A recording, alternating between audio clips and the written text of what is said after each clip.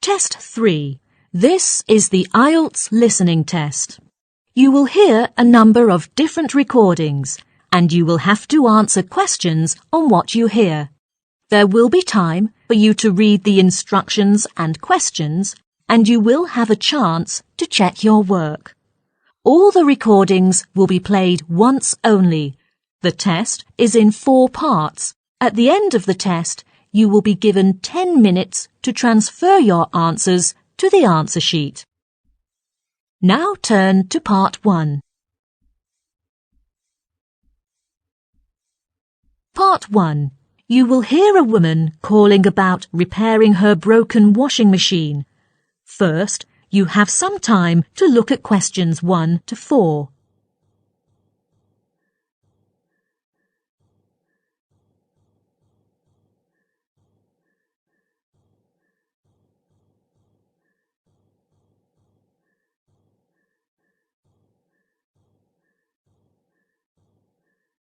Now, listen carefully and answer questions 1 to 4.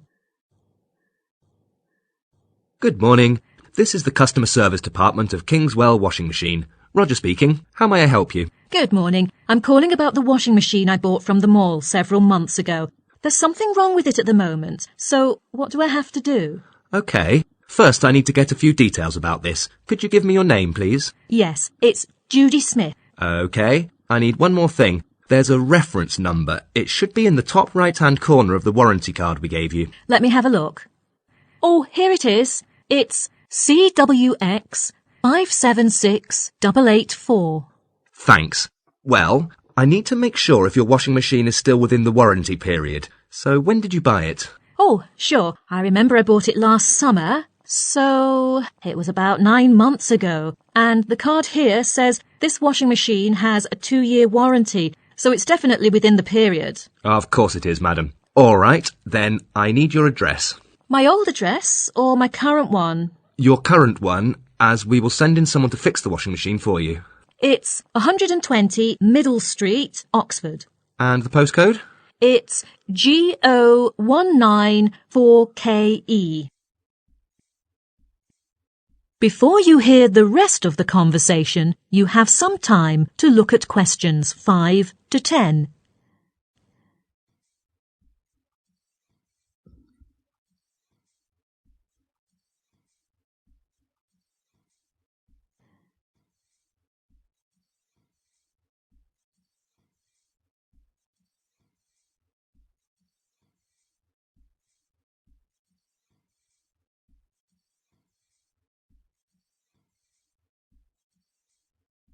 Now, listen and answer questions 5 to 10.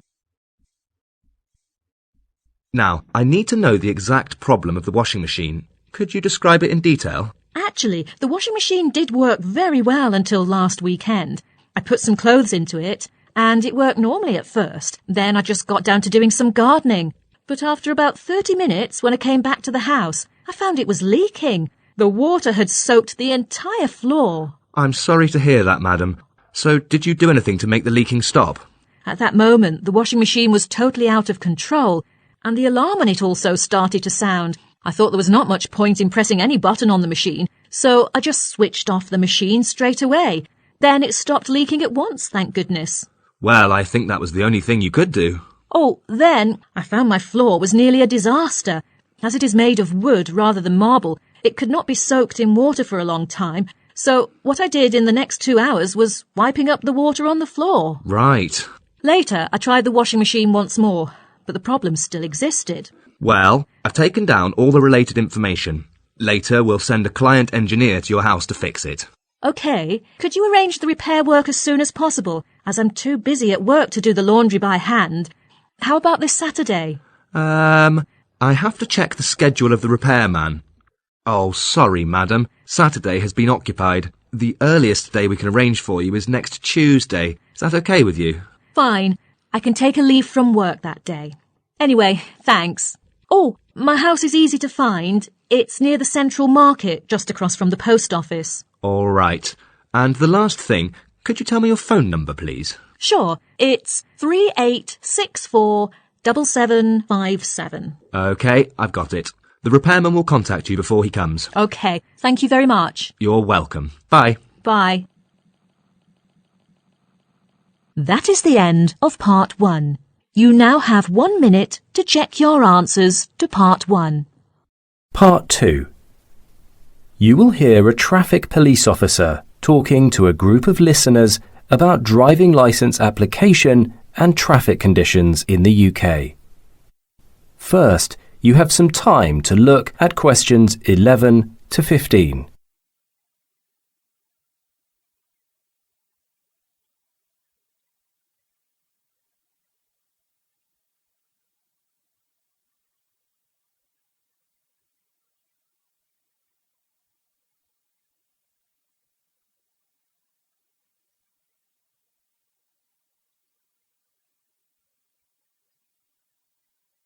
Now listen carefully and answer questions 11 to 15. Hello, I'm Edward, and I'm here to tell you about road conditions in various areas of the UK. I am also going to tell you about driver's licenses in the UK.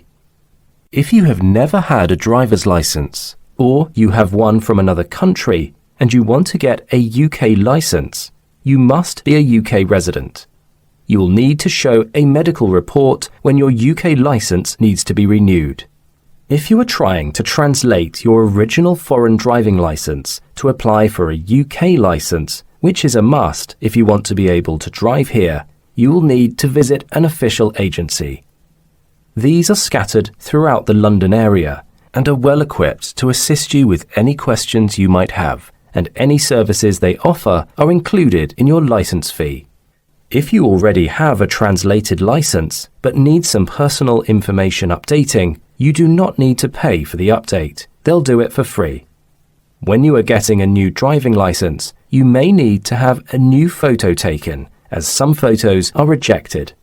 It's actually okay if your photo is too small, since we can get it enlarged with our printer.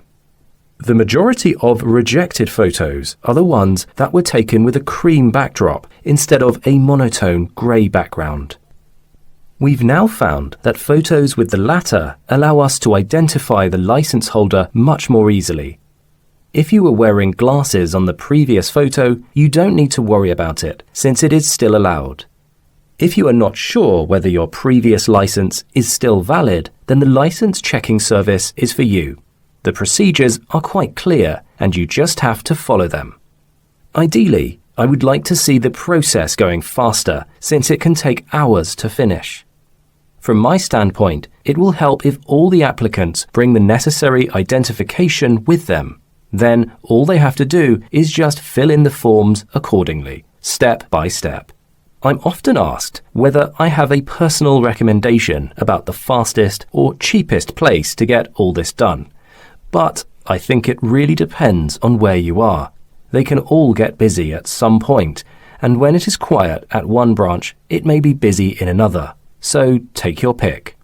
All I would say is that there is absolutely no difference in price. It's a standard fee.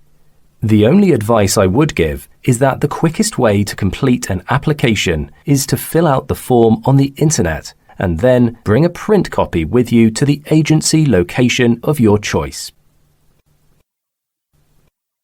Before you hear the rest of the talk, you have some time to look at questions 16 to 20.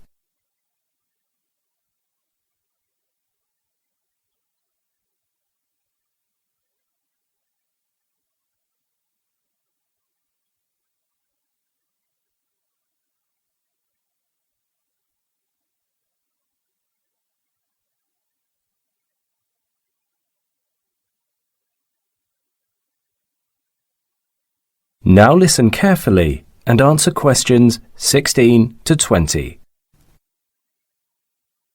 Next, people frequently ask me what I think of the road conditions in some of our cities.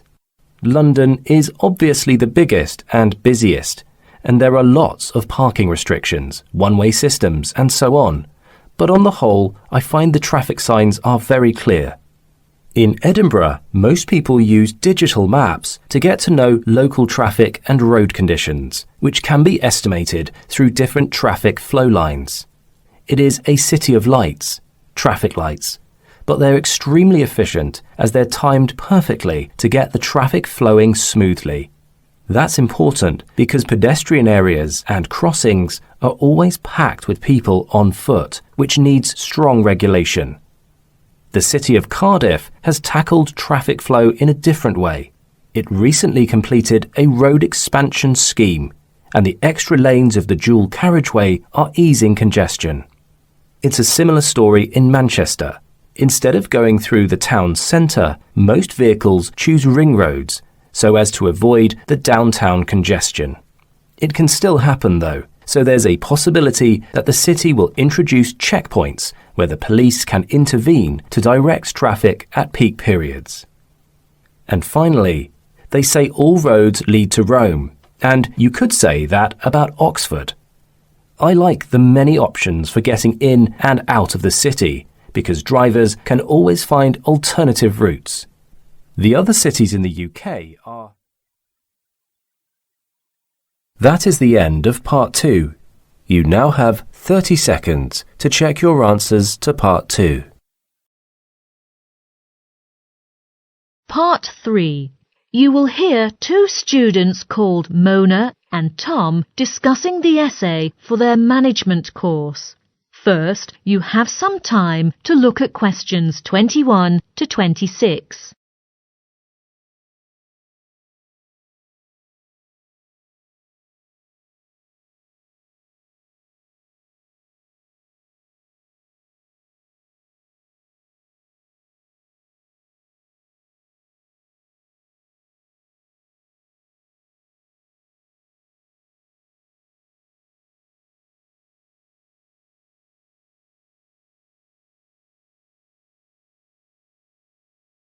Now, listen carefully and answer questions 21 to 26.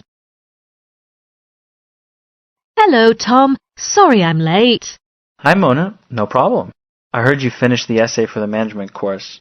Which company did you focus on? It was finished last week. I chose the hotel where I interned last summer and mainly concentrated on my work experience there. Could you give me some details? I'm interested. Well, during my 3-month internship, I observed every part of the hotel carefully each day and also talked with some of my colleagues. I found some problems in different parts of the hotel and made a conclusion in the essay. Let me start from the reception desk. I noticed the staff there kept doing the same thing every day, like answering the phone, helping guests with check-in and check-out, etc. There was nothing special for them. That must be very boring. Yeah, I think so. And in the restaurant, the employees told me that they must obey the rules exactly. For example, if they don't wear uniforms during working hours, 20% of their daily wages will be deducted. And then, about the coffee bar. During peak hours, I was asked to help in the coffee bar several times, as a shortage of hands always made many customers wait long for ordering, eating or paying the bills. Their own staff could not control customer flow. Oh, that seems a little messy. Yes, definitely. And the place where I worked was a shop selling towels and pyjamas, as well as souvenirs. Every day I had to be there from 9 a.m. to 6 p.m. My duty was to set up the window display and serve the customers. At first it seemed interesting, but later I found this work was a bit tough. Every night when I got off work, I was nearly exhausted. What I wanted was just a good rest and sleep. Doesn't sound like an easy job. It definitely wasn't. Then there was the personnel office. I went there on the first day when I arrived at the hotel. As I was not familiar with everything, I asked the staff several questions, but the employee of the personnel office seemed a bit annoyed and started complaining, which gave me a very bad impression. Lastly, as regards cleaning, it wasn't too bad compared with other parts of the hotel, except the vacuum cleaners, which were probably bought such a long time ago that the sound seemed too loud when they were working. But fortunately, The hotel hasn't received any complaint from the customers so far. Before you hear the rest of the discussion, you have some time to look at questions 27 to 30.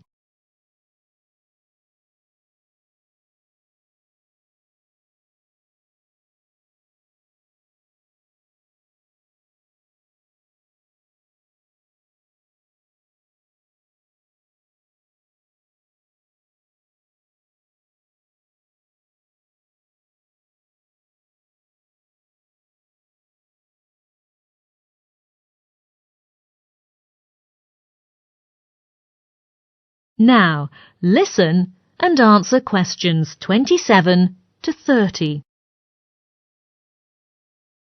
I think you've benefited a lot from the internship. Yeah, absolutely. In the beginning, I just wanted to complete the essay for the course. But in the end, I found it has given me some practical examples which are helpful to what I intend to do after graduation. As you know, I've always wanted to do something related to hotel management. Due to the time limitation, I still haven't got a clear idea of some specific work positions. Well, I heard you're going to give us a presentation of your essay next time in class? Yes, actually, I'm not so good at giving a presentation, but the tutor says that's just what he wants me to do, to know what is important when doing a presentation, like how to attract the audience, make eye contact and make gestures, etc., and other students can learn from my presentation. I'm looking forward to it. You know, now I'm only in the second year of the course, and I have to write an essay next semester. But I have no idea about where I can do an internship. There are several hotels which I'm interested in. Do you think I should call their managers? Well, I suggest you'd better not, because you're more likely to be rejected by them. There is a career office on campus that has got a list of companies offering internship opportunities to students. The office will help you contact where you want to go. You just have to prepare your personal information, like the CV. Oh, don't forget to provide a reference from the tutor. Great, I've got it. So, have you got any plans for your essay? I've noticed that the hotel industry is developing at a high speed. People are more and more concerned about the quality of accommodation. What I'm struck by is numerous statistics showing the ever-increasing number of five-star hotels, so I intend to carry out extensive research on this aspect. I'm thinking about using video as a research method, but I haven't decided yet. I think it's an interesting topic. Anyway, if you have any questions later, I will be happy to help. Thanks a lot, Mona. You're welcome. That is the end of part 3. You now have 30 seconds to check your answers to part 3.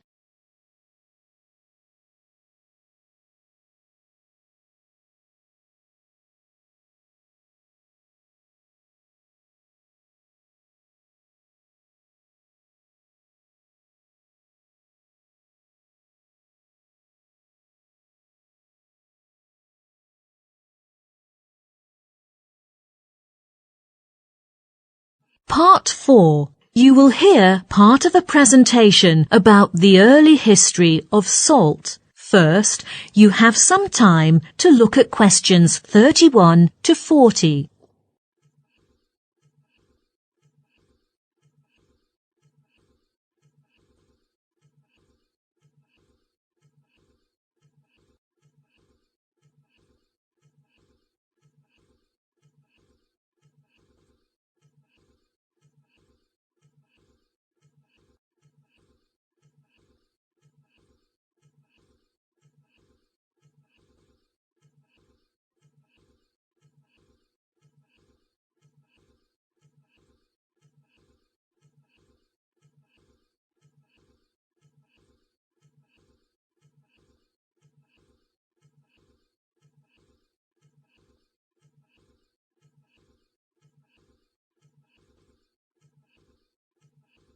Now, listen carefully and answer questions 31 to 40.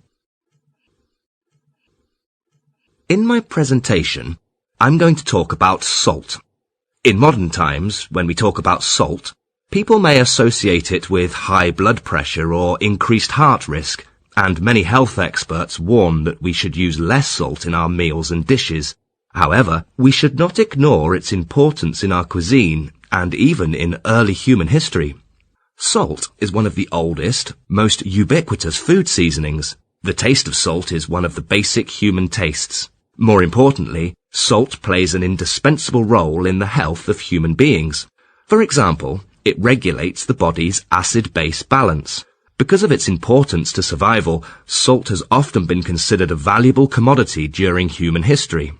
This can be tracked all the way back to ancient Greece, ancient Egypt, and ancient Rome, when salt was highly valued and used as a method of trade and currency. In ancient Rome, the busiest road leading to the city was the Via Salaria, which means the salt route in English.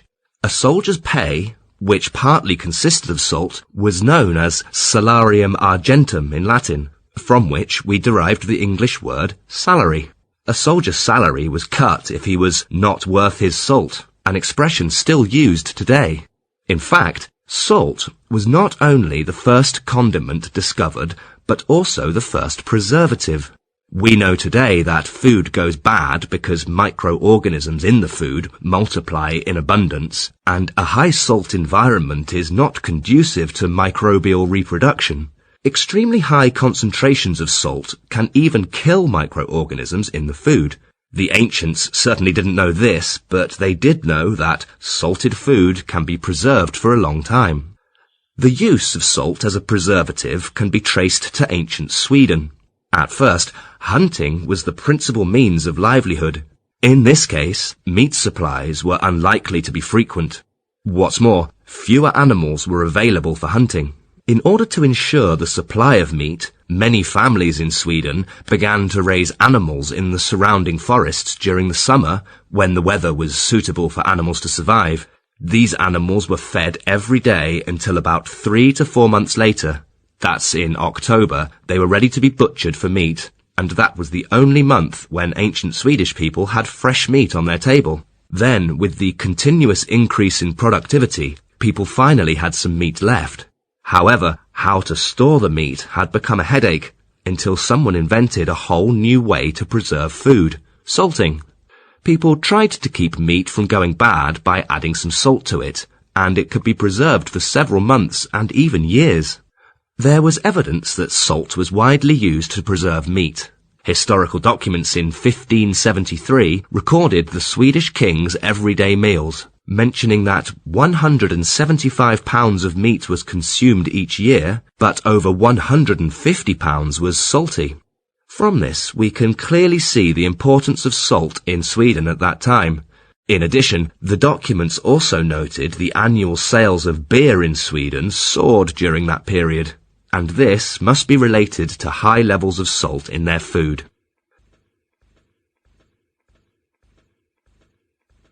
Now, let's turn to the sources of salt. Where is salt from? Well, salt is common in nature. It has long been found that salt can be extracted from seawater, mineral deposits, saline lakes, brine, spring, etc., among which the two most important ones are oceans and basins. On the floor of the latter often lie deserts, where traces of salt can be found, such as the Sahara. Furthermore, the quality of different salt types varies a lot. For example, salt from seawater is always mixed with impurities, so after the salt is dried, the sediments and other chemicals need to be purified before eating. However, this is not the case with salt from spring water. We can hardly find any impurities, and the salt level is much more concentrated. Then, how did people distribute salt around the world? Of course, in modern times, we have various ways of transporting goods, but in ancient times, it was not the case. Take ancient Sweden, we mentioned before, as an example. Because of the heavy use of salt in the diet, Sweden could not feed itself and had to import large amounts of salt from other countries. In order to make sure they could buy enough salt from abroad, the Swedish had to attach great importance to shipping and keep it undamaged, as it was the most crucial way at that time. while in other ancient countries, in order to distribute salt to other places, groups of men were employed. They put bags of salt on their shoulders or backs and moved them to the surrounding regions, and gradually these people were considered as a mode of transport in early times. Later, with the improvement of traffic conditions, salt trade between different regions was boosted, and long-distance food trade was also promoted, making communication between different cultures more frequent and... That is the end of part 4. You now have 1 minute to check